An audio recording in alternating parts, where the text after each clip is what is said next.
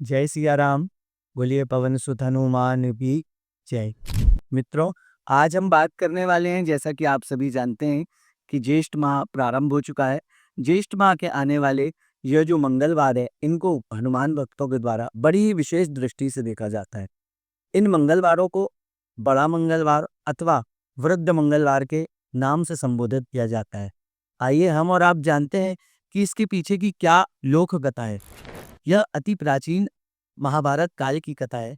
एक समय भीमसेन को अपनी युद्धता पर, अपने बल पर अति अभिमान हो गया था एवं एक समय वह वन में जाकर के कुछ पुष्पों को तोड़ने जा रहे थे। उसी समय वीरों के वीर महाबली हनुमान जी ने एक लीला को रचा।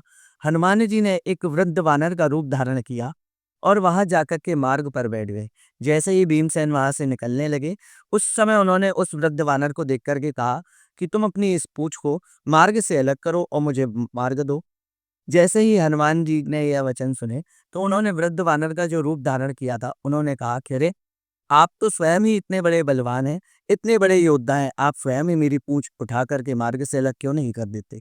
ऐसे वचनों को सुनकर के भीमसेन को अत्यंत क्रोध हुआ और उन्होंने अपने मन में ऐसा निश्चय किया कि अब निश्चय ही मैं इनको उठा करके इस मार्ग से अलग कर दूंगा। ऐसा सोचते ही भीमसेन ने जैसे ही हनुमान जी महाराज की उस पूंछ को उठाने का प्रयत्न करना प्रारंभ किया, उन्होंने बहुत प्रयत्न किया परंतु वह मार्ग से पूंछ को हिला भी ना पाए। भगवान को, वानर को, जो भगवान ने वृद्ध वानर का रूप धारण किया था, उनको मार्ग से अलग करना तो दूर, उनकी पूंछ को हिला भी नहीं पाई। तब जाकर के भीमसेन का जो उनके अंदर यह घमंड था, वह अभिमान चूर चूर हो गया और हनुमान जी ने यह जो लीला रची थी, भीमसेन के अहंकार का उन्होंने नष्ट किया। ऐसी अनुपम लीला है हमारे वीरों के वीर महावीर हनुमान जी महाराज की।